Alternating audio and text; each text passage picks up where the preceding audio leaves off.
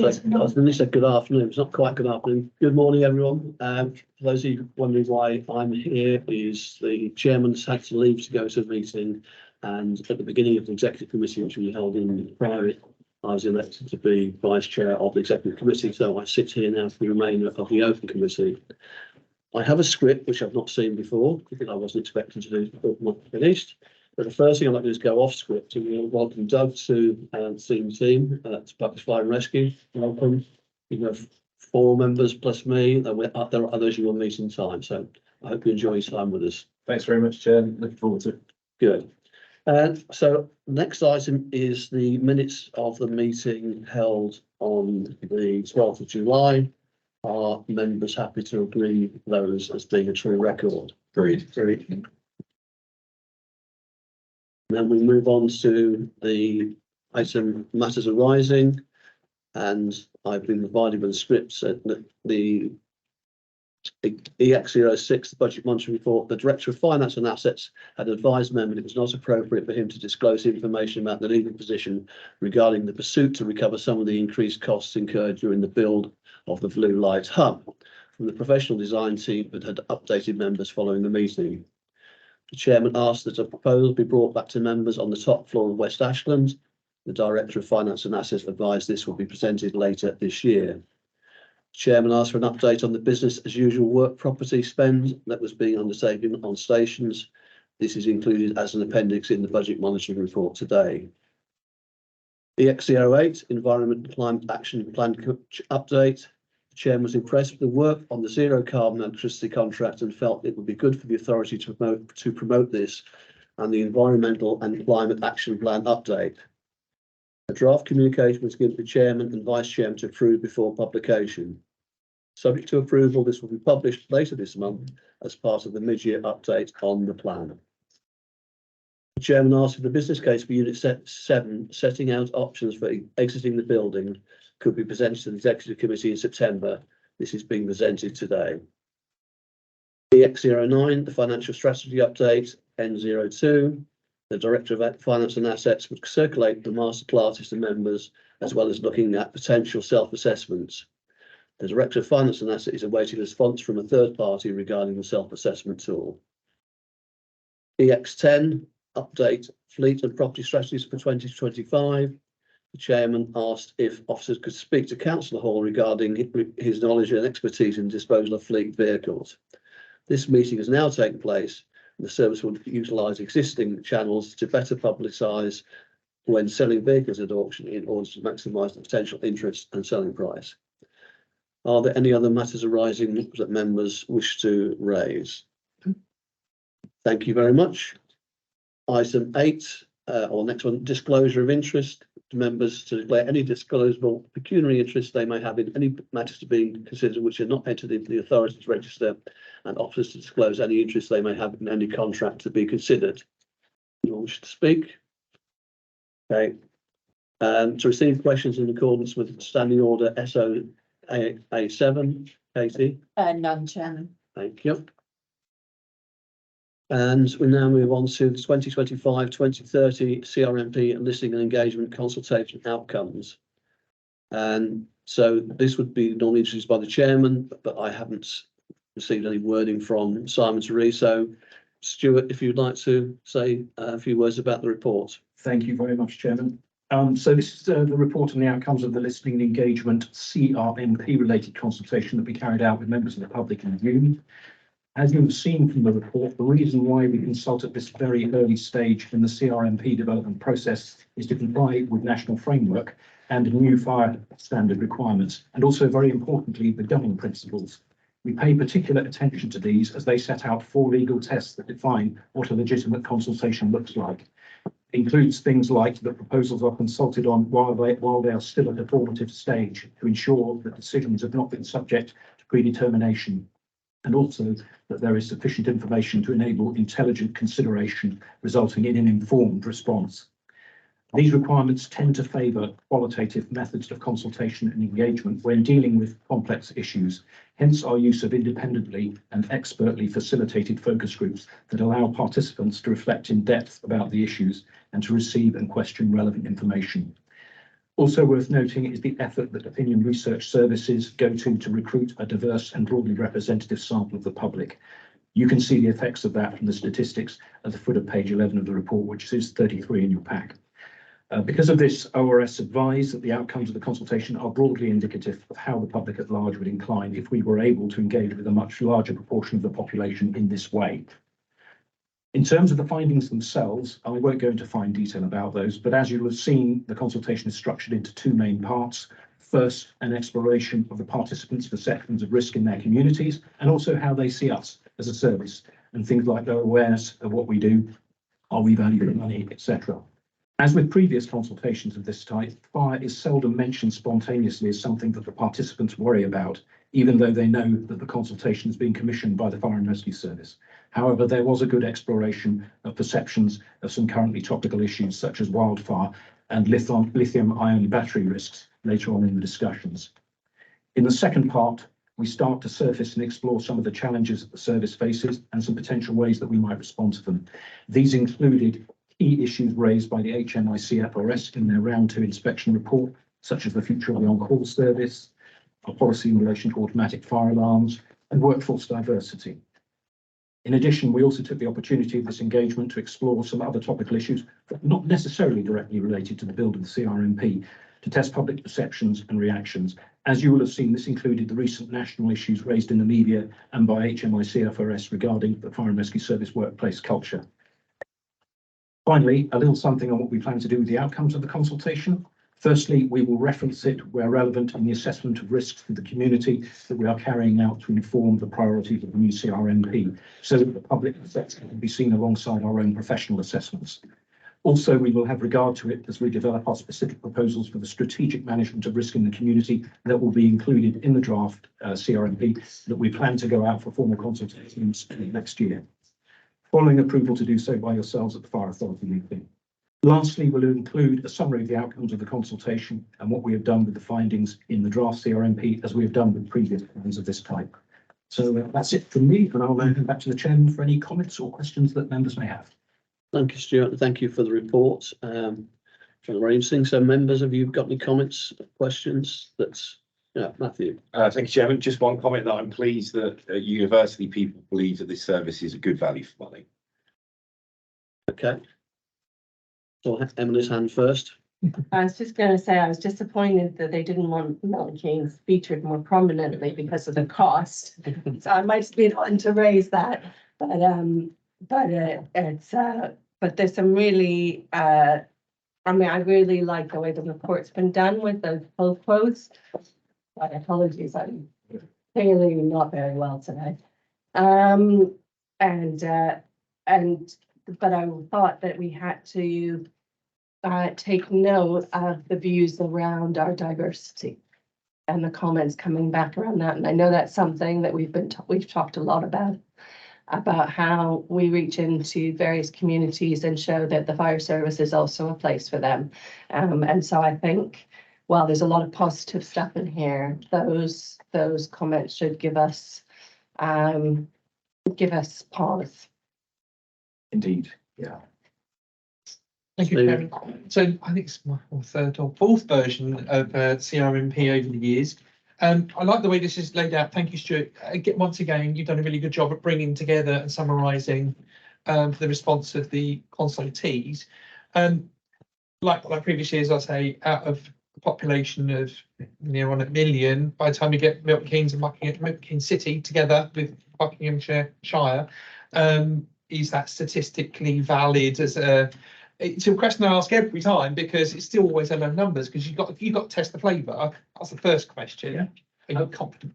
Yeah, I mean, ORS have been doing this stuff for a couple of decades, Yeah. And they do it to a very high professional standard. I mean, they came out of the University of Wales originally, so they started out as academics, actually as academic researchers, and they obviously then developed that into a commercial business. I mean, yeah, of course, you can't certify that it's 100% representative of the views of absolutely all of those. I think it's about 850,000 altogether at the current count, based on the last census. But I think if you get a good, I mean, the interesting thing about this kind of work is that we've been doing it for a long time in this early listening and engagement work.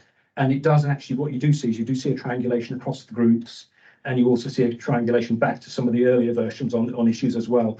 And so I think we can be reasonably confident that you'd be getting the sort of typical range of responses you would get if you could engage a much larger section of the public. I mean, clearly that would just be cost prohibitive and impractical to do. What we will do when we go out to the next stage and consult on the actual draft plan itself, we will very likely rerun these focus groups, but obviously depending on the nature of what is in those plans and whether they affect particular local communities. Obviously, if they do, we would also look to carry out some specific consultations there. There will also be an online facility for anybody to respond. So that'll go out to the public. We make just about anybody and everybody we can think of aware that of the consultation. We'll put it out on social media and so forth. So we'll encourage participation in that way. Another thing we have done alongside this, we also have done a consultation with our own staff as well, sort of slightly cut down online version of this to get their perceptions of how risk is changing in their community and their thoughts on some of the issues that we discussed with the public here too. So we got quite a good response to that. I think we got 62. We haven't yet had an opportunity to analyse them properly, but what we will do is we'll include in the draft CRMP a summary of their views alongside the summary of the public's views as well. So it's all kind of open there and transparent, and people can sort of see the audit trail on the development of the plan. I really welcome that. You know, a fifth of the workforce responding to that, to this, I think it's really useful because we own and deliver that plan day to day as a service. So, and there are eyes and ears out on the ground. Yeah.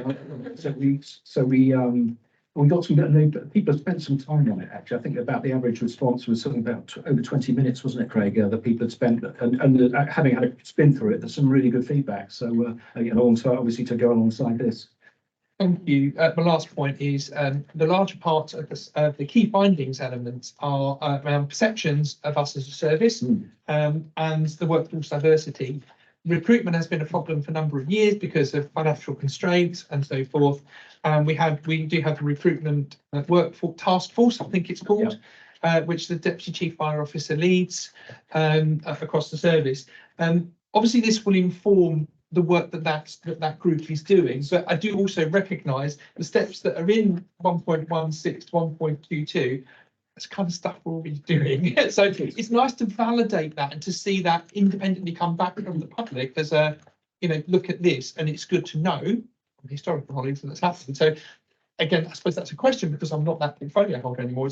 Is that still the case? Is this still the thread where the workforce planning recruitment committee's going? Yeah, absolutely. The workforce planning group, as it's sort of emerged into now from when we set up the oversight board, it looks at all of that data and everything else that we're doing, and what we're doing now as well. We've run a report on where people drop out of the recruitment process, so we can identify how if there are any sort of barriers that we're not aware of in that whole process, looking at all different protected characteristics. So there is a whole load of work that's being analysed through that workforce planning group to ensure that we are reaching out and getting into those sort of underrepresented groups within our workforce, making sure that there are no kind of barriers that we're unaware of to that recruitment piece. So there is an awful lot of work going on that, and there is a report that sits behind that we can bring forward.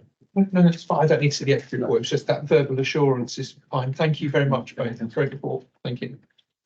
Chair, if you're happy for me, just one thing, I just want to say a big thank you. One of the efforts in this area is of course the LGBTQ plus community, and I just want to say how well Phil was representing the force on Saturday at MK Pride, and the rest of the members of the team that were there. And in fact, you guys were saying there was lots of people that were quite interested actually, and so it shows the value of having a high profile at those kinds of events to show our openness to those communities. So I just think it was really well done by the team. Thank you for that. Any more comments, members? I think Steve picked up something I was going to raise, and that's on that section 122 about the, and then you look at the detail in 352, which talks about black and Asian people don't go into fires or water. I don't even know whether there's an opportunity for minorities to make people aware. I just put on record, I think what ATIP and the HR team going out and doing things like, and then bringing Phil in for Pride, I think we're doing a good job we'll obviously do more to get more diverse, but I think you always got to think there's a hard stop at some point where you're not going to push the door open, even if you've got USAR doing it with all the tools. And now by that, those are the analogies, all the best people. So thank you for that. So at that point, we're being asked to note, I presume, is Yes, Chairman, it's on page 19 that the report be submitted to the 11th of October 2023 File Authority meeting for information and noting. are we agreed? Agreed. Thank you very much. We now move on to performance management, which Simon will also going to introduce. So I'm going to be meeting to Craig introducing it. I'll start with saying good afternoon. I'm pleased to present the key performance measure report Q1 23-24. As you have seen, there have been a number of changes based on feedback received throughout the last year of reporting. The most notable changes include the layout of the report, which now includes room for commentary for each measure and more room to provide a better description for each measure. We've also included some new measures, the details of which can be found in the cover paper of this report. It's also worth noting that we've already received feedback in relation to the two measures in relation to the environment, for which we'll be updating the report by to the next quarter. As for the performance detail within the report itself, it's encouraging to see that the impact of the incidents in the home and the workplace generally were where we'd expect them to be based on the target set. However, it would be remiss not to highlight the area detailed response model. This area primarily details the availability of our appliances across our whole time fleet and our on-call. As seen in the report, this area has yet to reach its expected position. In relation to the whole time figures, there are a number of reasons that have attributed to these figures. However, the service has identified that the largest impact on these numbers is a skills gap within our current workforce, primarily in relation to our drivers and our junior officers. As mentioned within the commentary, a range of initiatives have been agreed by our SMB to improve the resilience of our frontline resources. And as always, I appreciate there's a lot of information within the report, so we'll take this opportunity to open it up to you to ask any questions that you've had. Matt. Thank you, Chairman. And yeah, I just want to congratulate Craig and the team. I think, this year's round is very good in terms of the reports. It looks very good, and I appreciate the additional commentary, which helps make it understand. Question for the Deputy Chief Fire Officer. Obviously, on page 78 of the report, over the border mobilisations into Buckinghamshire Fire and Rescue Service grounds continues to be red. And I was wondering, in terms of the service, what plans we've got to try and improve that. Well, I know I've done quite a lot of work on this in the background and looking at those over the border mobilisations. Again, our response model is always under review and we're always looking at that. One of some of the issues is around our on-call stations and the availability of on-call. And as you know, we've worked very hard to try and recruit on-call, and that still remains one of our priorities and still remains one of our toughest challenges. Is the honesty of that. We are working closely with our services on the borders to ensure that, obviously, the arrangements are in place and are robust, they are enshrined in law, and they do serve us very well and they do work well. Some of the figures they did increase last year, as we know, during the hot summer as well, and some of it is quite seasonal, as you can see from those figures as well. But it does remain one of our key priorities, and I still think the biggest issue for us is around on-call availability and recruitment of on-call. Which is, one of our key priorities as we go forward. It is a very, difficult area as we report back on. But I know, Craig, I don't know if there's anything else you wanted to add on that around where we've been looking at specific areas. Yeah, I mean, there are locations, doesn't matter if you put 10 pumps in the nearest station, we still wouldn't be getting called. And there's an in-depth report that we have access to for this. Yeah. The only other thing I would mention on top of that is, yeah, thank you. That's exactly what I was going. The CRP, we're doing a complete resource review. So we're looking at where our resources are placed, how they're, and the impact of over the border and whether we can mitigate it. We've looked at it before to several ideas of how we could reduce this over the border cost. And the brutal honesty is a lot of it is due to geography, not availability. But you say that you have access to a report that explains some of this in more detail. Yeah, can we share that with the members of the executive? I will check with the. Yeah, no, absolutely. And I think, it comes back to some of that bit around nearest is nearest with Thames Valley Control as well. Whereas before, going back, we used to parish mobilise, then street mobilise, and then, sort of vehicle location mobilise. So the public are getting the nearest or quickest resource that's available to them. When I first came to Bucks, we didn't used to do that. It used to be, if we're in the south of the county, we'd send Beaconsfield, even though it was further away than the next nearest appliance. But we just felt with the Thames Valley Control in place that nearest is nearest was best for the public. If from a efficiency perspective as well, it is also the best option, unless Royal Berkshire decided to close that station, then we'd have to look at that from another perspective. But the nearest is nearest has had an impact upon that, just because there's creating the geography as opposed to anything else, really. Okay, be useful, thank you. Yeah. Thanks, Chairman. Yeah, I mean, I do feel that in the future, and perhaps not so distant future, we need to look at increasing our whole time availability, possibly adding a couple of day crewed appliances strategically in the county. And I think, collaboratively, well, never mind, together, we need to look at that and as a piece of work and see if that could be resourced at some point. So that's being done right now. Yeah. It's part of the resource review. Yeah. Okay, anyone else got any comments to make on the, again, I reiterate what Matt said, the quality of the report's grown greatly over the years. Thank you for refining it. It makes it more readable, understandable, and actually produces less questions because it's in the data in the report with the narrative. Yes. Actually, there was one, I just wanted to, in the people section. Sorry. In the people section, I mean, other than that kind of on-call, which we've just kind of discussed about, it's quite interesting to see how low the level of absences are and on some of the other little things. And we talked about staff turnover already, but actually there's some quite interesting things in there that say quite positive things. Actually. And anything specific you wanted to? The appraisal Yeah, rate's okay. quite low still. I mean, that's a perennial issue, isn't Yeah. it? But Yeah. it's, taking horses to water and making them drink it. Yeah, but I always think absence rates are a very good indication of what's going on within a service, and the people feeling. Similarly with the grievances. Yeah, but but there's obviously areas that, as you said, it's a perennial problem, the appraisal one. And then I think we do need to look at the employment engagement, and see what more we can be doing around that area. I'm sure that's something that will come up with when we talk about that area in that annual cycle. Okay. Thank you very much for your comments. Thank you for your sponsors, officers.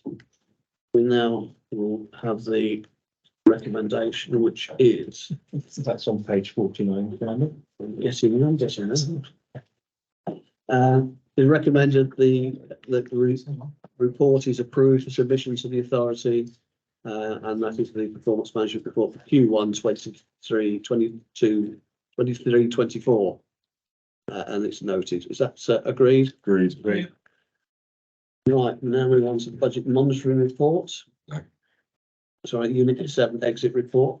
Just checking you away. It's only you that checks those things, Chair. That's proofreading. Okay, so we've got a report about the exit programme for Unit 7, which I'd like to invite Councillor Walsh to introduce. Thank you, Chairman. I'd like to start by thanking all of the officers involved in bringing this paper to fruition. It has been a big part of my role as lead member that we exit out of our one leasehold property as soon as possible. It has the benefits of not only reducing the day-to-day costs for the service, but it will also reduce our environmental impact with significant CO2 emissions in terms of electricity and utilities. The proposal provides significant funding to improve the estate and to ensure that USAR can continue to be hosted here in Aylesbury. The payback is within a 2-year period, so it offers a good level of return to the authority. I'll let the officers go through any additional points that they wish to cover and answer any questions. But again, once again, my thanks to everybody involved. This is a solid piece, a solid proposal that is really good for all concerned. Thank you. Thank you, Mark. Yeah, no, thank you, Chair. Thank you, Councillor Walsh. So the exit from Unit 7 forms a key part of the recently approved update to property strategy and also the services efficiency and productivity plan. So I'm going to start off with thanks and an apology. So just echo Councillor Walsh's thanks to all the officers involved, particularly Marie Crothers and Gordon Wiley, have done a lot of background work into this, engaging with staff across the whole organisation on this paper. Apology for the error that was on page 108 of your packs. The annual charge is understated by £4,000, as the last line before the total was erroneously excluded from that figure. Just to reassure members, it doesn't significantly affect the decision, and if anything, the saving is actually slightly better than we've quoted, which is positive. So Unit 7 costs approximately £180,000 per year to run, houses 26 staff, stores, USAR kit, ceremonial uniforms, and a host of other miscellaneous items, including, believe it or not, a life-size model of a horse and meeting rooms. So since the pandemic, the service has adopted a hybrid working policy. So desk space that was previously fully utilised has had capacity freed up, and that allows us the chance to rationalise our estates and make savings. There's 4 main components of this project. The first one is stores, which will become a logistics hub. One of the fringe benefits of this project has been identifying synergies between some functions that are not as joined up as they have, but perhaps could have been. One of these examples is individual teams holding stock in their own areas. We can consolidate some of that into stores, which will now move to the ground floor of HQ and also an extended mezzanine within the workshops facility. USAR is obviously a big part of this, and the USAR kit will move to the part of the ground floor of HQ. We'll open up the access to that from the fire station side as well, and also by extending some of the cover washes at the existing bays. Some vehicles can fit into existing bays and some will need to be parked outside. The cost included within the USAR part also includes bringing additional power onto the site. The current power capacity at HQ is near the limit. This building is actually on a separate kind of power server, so we need to increase the limit on the other server we're currently using. The HQ works predominantly consist of purchasing additional storage, because moving to a hot desking policy, we'll need a clear desk policy, we'll need personal lockers. We'll need to remove and reconfigure some stud walls to create some additional space, make good removal costs, etc. It also includes software costs to allow booking of desks, meeting rooms, etc. And that's another fringe benefit, so we can roll that out across the entire estate to improve usage in other buildings as well. There's also a cost in there for ICT infrastructure. Over the years, we've reconfigured that building a number of times in terms of networking, data points, etc., to the point where it now really needs a full rewire as we're adding in existing points and new data points. Just to cover legal considerations, we recently signed a new deed of variation, which allows notice to be served at the end of any calendar month to exit the building 9 months later. The previous lease restricted us to the end of March each year, so the new flexibility certainly helps in that respect. The proposal is now to serve notice immediately after approval and to vacate the building on the 30th of September 2024. The reasons for allowing for taking longer than 9 months notice period, so just under 12 months, is to allow all the work to be completed, because there's a number of things that we have to do to make the exit from here possible. It will also allow us time to market the building in the current condition with the current landlord. If a new tenant can be found who's willing to take the building as is, it removes the need for us to pay any dilapidation costs, which are significant, or at least mitigate some of those if they want some of it kept as is rather than returning to a full shell. Or if that is not possible, it also allows us time to undertake the dilapidation works required if the landlord is unwilling to accept payment in lieu of us doing the works. As Council said, there's significant financial benefits to this project. So there's one-off costs of around £369,000. As part of the NTFP, we provisionally set aside £500,000 for all the work required. So this will free up £130,000 worth of funds that can be used elsewhere. And as Councillor Walsh said, the payback period is just over 2 years if you exclude the dilapidations, or under 3.5 years if these are included. Happy to take any questions on any of that. Thank you, Mark. I think I saw Stephen's hand first this time. Okay. But this has been on the horizon for a long time, doing this piece of work. So I'm glad to see the decision paper here, although the costs raised my eyebrows a lot. The dilapidation or reparation work is a lot, and the costs are quite extensive there. The business case does stack up though, so I'm not concerned about that. Of thought is user. The decision to extend the financial support of USAR to national services anyway expires, as the paper says, in 2025. We don't know what the comprehensive spending review will look like after there, which will make a decision on there. My concern is moving out to 6 months before that decision, that we may find ourselves having further costs later on in life. Now, we can't crystal ball what that's going to look like in March. There'll be a general election around about that sort of time, or would have been. So we will be in CSR kind of review period.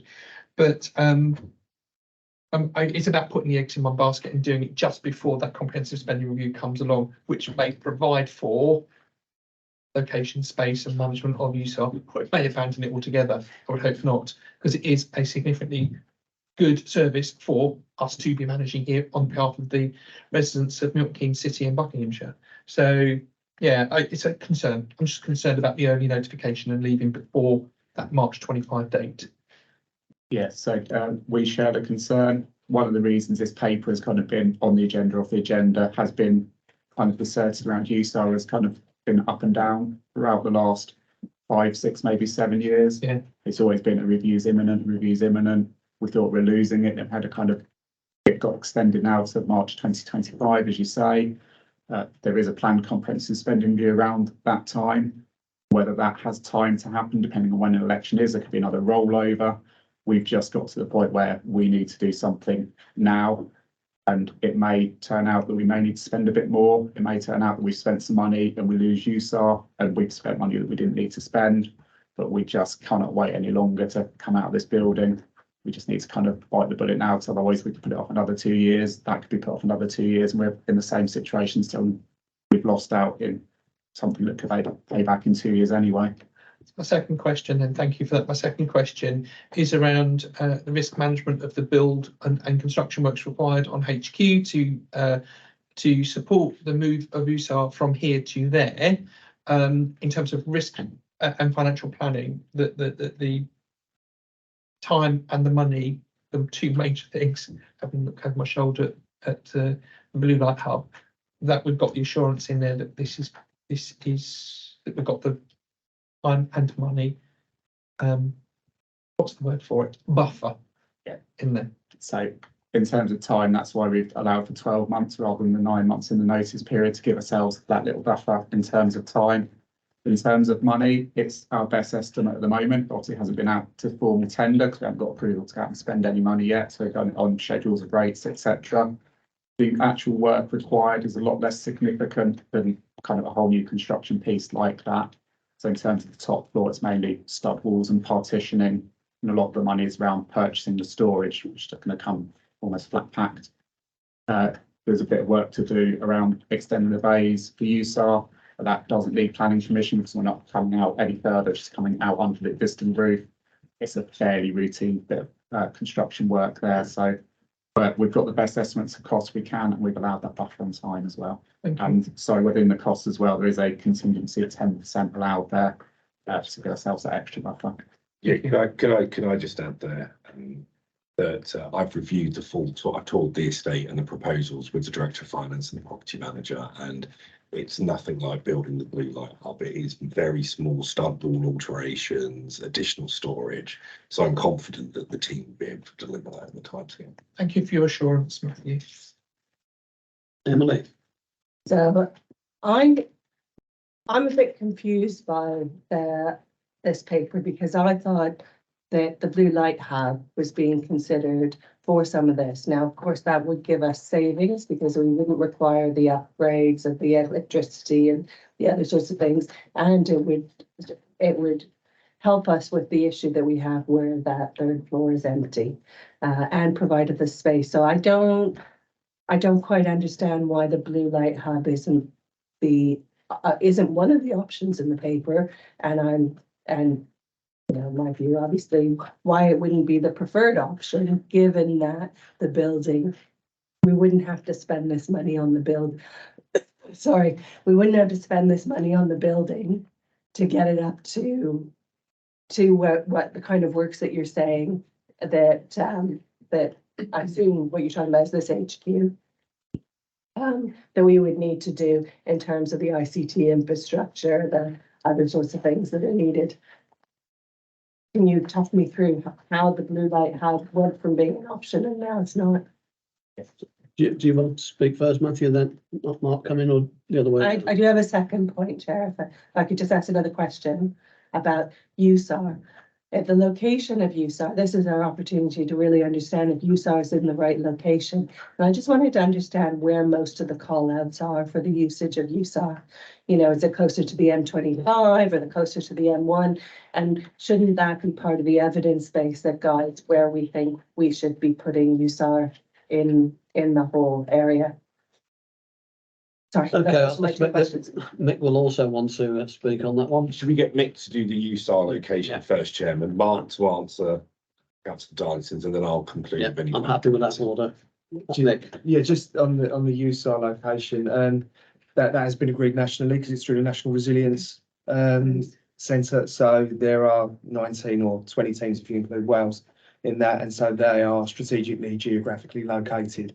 Now, we could apply to National Resilience if we did want to move USAR, but that would probably be quite a lengthy process because they'd have to look at the National Risk Assessment and everything else that goes with that. And that was all part of the New Dimensions review that we've kind of stopped now because of the campaigning around implement funding for USAR. So it's not really just our decision. It is through National Resilience. I hope that answers that question. Absolutely, that makes a lot of sense. Yeah, so in terms of the blue light hub, it was an option that was considered at one point. However, we discounted it due to the cost there. The primary cost there is as part of the condition of occupation of the top floor under planning conditions is that we put in a decked car park. The decked car park, you're probably looking at about £1 million straight away just to put that in to do the extra parking there. When we looked at the desk requirements that we got here and the number of people, we worked out that we didn't actually need any more space physically to accommodate the number of people. So we looked at 3 months worth of data, people coming into the building, did the averages, did the maximums to see what we'd need. We're confident we can accommodate it all on the top floor without having to expand to other locations. And a lot of the cost for the HQ works and fit out is around the storage. That's probably around 50% of it. So you have to spend that anyway to get the personal lockers at the blue light hub. And the ICT infrastructure work is something that we look to bring forward. We have to do here anyway, because I think we're like plan E of the networking cables at the moment. And every time you keep adding to it, it just introduces more and more complexity, more and more risk around the ICT security. So that's probably something had we not done it now, we'd have done it in a couple of years' time anyway. So that's kind of the background as to where the thoughts are around blue light hub and why it was discounted. And I have just a really short follow-up question, which is that, so if we were to rent that top floor, which is what we've always had as a plan, whoever we rented it to would have to build this parking? That's part of that, yeah. No wonder no one's rented it. Well, yeah. Funny, but if they're gonna have to build £1 million parking lot, then why would they rent it? Either So we'd we're gonna do have to that, look at yeah. that in the future to figure out, we're gonna have to figure out something, either apply for a change of condition or something, because that's not sustainable. Nobody's gonna want to rent something that they have to pay £1 million for parking. Well, it'd probably be that we'd have to pay for the deck and then kind of.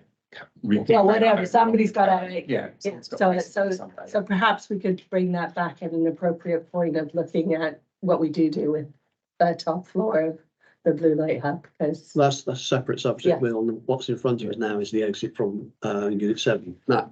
Thank you, Chairman. I just wanted to add that obviously, whilst use of the blue light hub was considered, there was obviously the impact on our existing staffing that are based here in Aylesbury. There would be the cost of them travelling to Milton Keynes on a regular basis, and potential impact on staff contracts as well. And in terms of the HQ works and fit out, the Director of Finance has pretty much covered it, but it is quite a small overall cost in the overall package that is being agreed. But I'd recommend this for approval, Chairman. Okay, any other comments? One from me talked about the need to increase the power supply to HQ. Experience anecdotally is it don't come quickly. Yes. Well, I don't know who's here with National Grid or Western Power or Western Power Distribution as it was, but I think we've proved today, I think it's probably on order tomorrow, and I'd ask that you consider how much you ask for, because if you ask what you need when we move out of here, I'll bet you bottom dollar you move at 50% more in 5 years' time. So there's a bit of headroom in that, so sure, but not it's about to be overpaying for how many kilowatts and megawatts we're getting here. Absolutely, we saw that with the blue light hub. That took a long time to get the power network and stuff put in place there. We have given them a heads up that this may be happening without kind of pre-assuming any approval. We said, look, we're looking at this, it might be happening, put this on your radar. If it does get approval, we'll be coming back to you, and we need it done as soon as. And what did they give you any indication the lead time? No, not at this stage, no, not until once we put an order in, they give us the time, but whilst it's a discussion, so we commit. So it should be on the risk register. It's quite serious, because if we give notice for it to go out the 3rd of September 24, and you can't get the power till mid-25, we have a problem. I don't know the generators you get in there. Okay, members. So we've been asked to approve the notice on the allowing the Unit 7 on the 3rd of September 24, which is 383 days away, and undertake the necessary enabling works as detailed in the appendices. Are we agreed? Agreed. And now we move on to the budget monitoring report on page 125.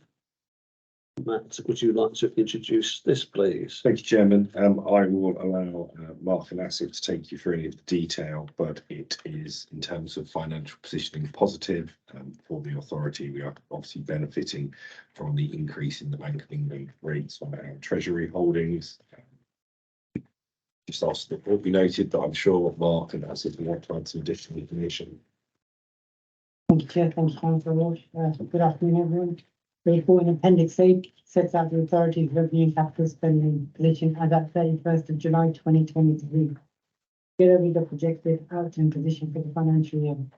The budget of 36,450,000 compared to the forecast outturn of 35,789,000 with the forecast year-end underspend of 701,000. Furthermore, the level of funding is showing a favourable variance of 24k, which has resulted in an overall net underspend of 725,000 against our expenditure budget. The underspend is predominantly due to a favourable variance being reported under employee costs due to vacant positions, and this is shown in Table 3. Furthermore, due to the significant increase in the Bank of England base rate, as Councillor Walsh alluded to, we've seen our Treasury investment returns a lot higher than what we had anticipated. Currently, we are projecting over 350k additional Treasury investment return compared to what the budget we had set. In terms of capital, as was alluded to earlier, a request is made to provide further details of property works that are taking place, and that is now provided under Appendix B, and a breakdown of the capital expenditure is provided in the last page. Happy to take any particular questions in relation to the report. Members, Stephen.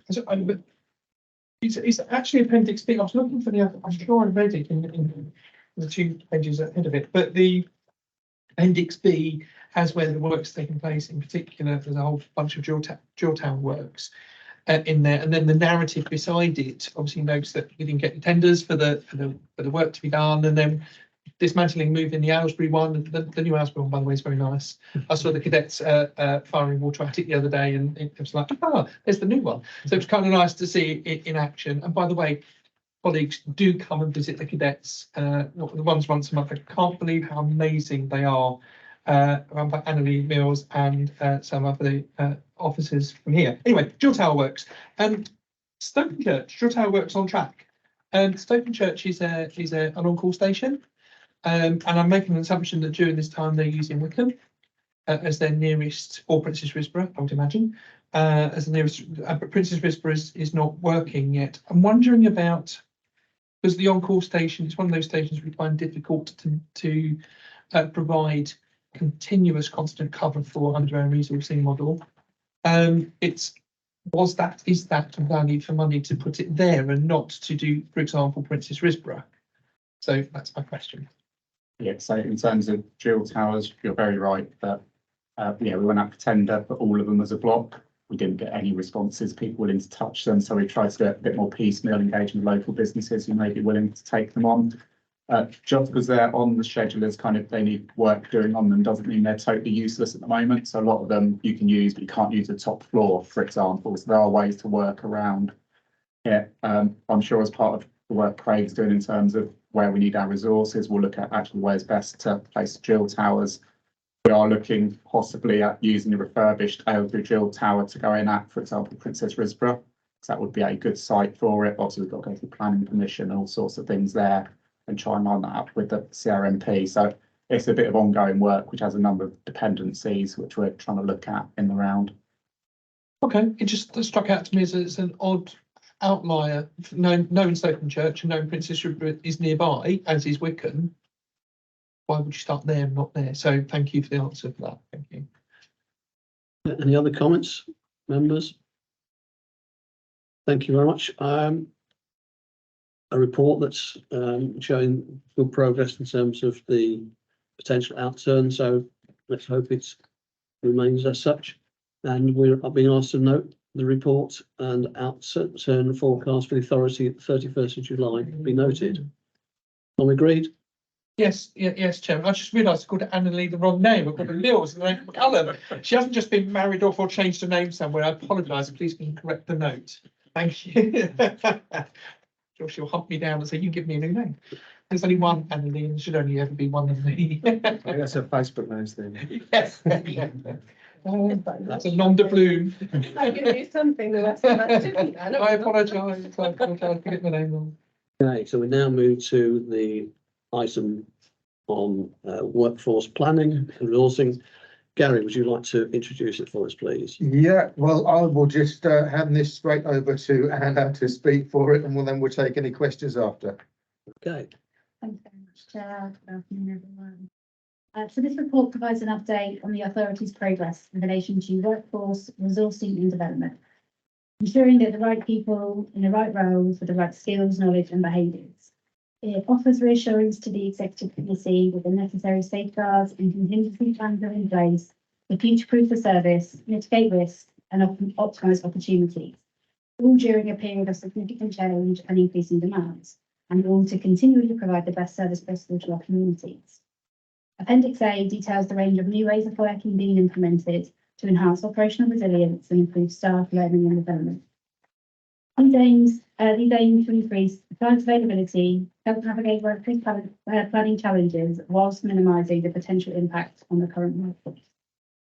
All of these developments promote staff retention, increase levels of engagement and increase communication, resulting in a confident workforce that feels valued and invested in. This report showcases the positive, meaningful change being implemented, all informed by staff feedback and organisational needs that is moving the service forward. I wasn't planning to go into any more detail than what's contained in that report, but I'm happy to take any questions. Members, Gary? Yeah, I'll just say I was talking to Anne yesterday at page 144. The recruitment is going very, very well, although we are losing people at the same time as we recruit. But as you can see there, by next year, we hope to be over the 300 mark, as long as we don't suddenly start losing people that we weren't aware that we were going to lose. If I'm reading right, we'll be over the 300s by September. So now, and then keep it, and we only go under by one in early Q1 2024. So it's all looking good. I could provide a little bit of update on that in regards to that graph that's presented there. When obviously the papers needed to be compiled with, then that was as it was. This has shifted. It's actually an even more positive position than you see in here. Particularly as we were expecting perhaps a greater impact of local services recruiting. We haven't seen that so far. So we were forecasting perhaps more leavers than we've actually seen starting to happen. So actually the numbers you'll see at your next update will be a lot more positive than that. Thank you, Chairman. I just want to put on record once again the significant, magnificent work we do with our apprentice recruitment and retention from there. And we were a leading service in setting it up when I was the lead member, along with Roger Reed.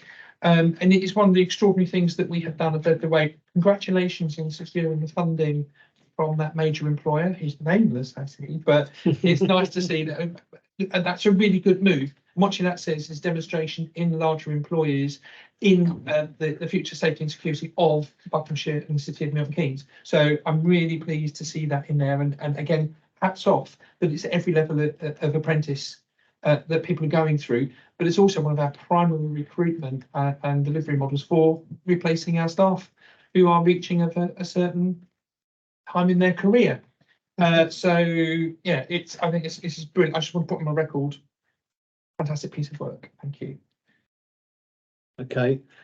You mentioned earlier, Stephen, about the apprentice, not the apprentice, the cadets that come in here on a Thursday night. I've been, and I would encourage any members to come down and see them.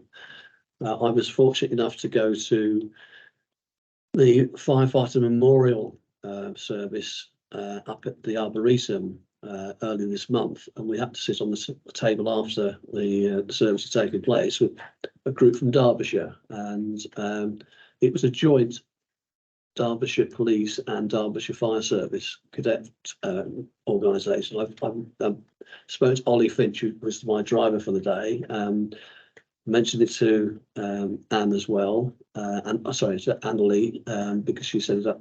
So I think it's great. If we get one cadet that comes here for one evening, and then could become an apprentice, I think it's really good. And another one to go. The next apprentice pass out parade, we all get invited.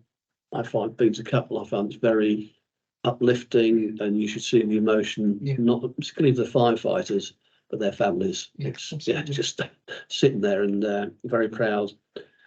Okay, so we're now being asked to note the progress detailed in the workforce resourcing and development update. Agreed? Okay, that brings us to the end of the agenda, because you did the confidential items, but as the chairman, I'm going to use my authority. We've got these presentation material in front of us, and the banner behind me, what I'm looking at. Someone want to spend 2 minutes telling us about it, which wasn't put here for no reason. Does anyone own wildfire? Can do, Chairman, yes, of course. I just noticed that actually, because I saw the flag behind you, but I didn't notice that. Should have got Specsavers. It's obviously this room with us. Climate change risk obviously came onto our corporate risk register last year, and with what we had going on last year in terms of the heat wave, really refocused our efforts in terms of how we were going to be equipped for that in the future. Across the service, everyone worked really hard. We have now got a wildfire unit on the run based out of Milton Keynes, and we've got 2 more in service that we're training staff up on. But in terms of preparedness, although we had quite a wet and humid summer this year, we are in a much better place. Part of that, of course, is prevention. So the marketing and comms team have been working with the central prevention team and across the local resilience forum as well to develop prevention initiatives and literature that we can push out to stakeholders. So we've been engaging with the Forestry Commission, National Farmers Union, Bucks County Show, in attendance there as well. So some of the stuff that you can see there is part of the good work that we've been doing to improve our preparedness in response to wildfires. Okay, thank you very much. I didn't make the Bucks show this year, but I did go last year. I think I probably saw one of the first deployments of the off-road vehicle in Terringham a few weeks ago. It was impressive. You don't realise how many ruts there are in a field that's got crop growing on it, and it was really rocking all over the place. But it was great to see. So I think it's a great initiative and to add to the work we've already done. So thank you for that, Stuart. Simon, the last thing is I'd like to build up something in Milton Keynes. I'm sure Etna will be pleased. Hopefully everyone in the room sells something called MK Can, which certainly Mick has, because I've been pestering about it. I'm delighted to say that I've got notice that the fire service will be putting in a team to produce 350 cans to be part of the 10 kilometres of can world record attempt on Monday the 16th of October. We seem to have got a good team lined up. Red Watch at Blue Light Hub, and you'll be pleased to know that the Fleet are also putting a team in. So a bit of vying between Thames Valley Police and Bucks Fire and Rescue Service for a good community aspect. If it comes off, it's 132,000 cans to provide enough cans for the remainder half the year. I was in the food bank yesterday. There's so little in there, so it's a great initiative. So pass on our thanks. Anyone wants to join in, bring a can. Okay, and that brings us to the end of the agenda. The next meeting of the Executive Committee will be on Wednesday, the 15th of November at 10 a.m. So on that note, thank you very much, and do come back next time.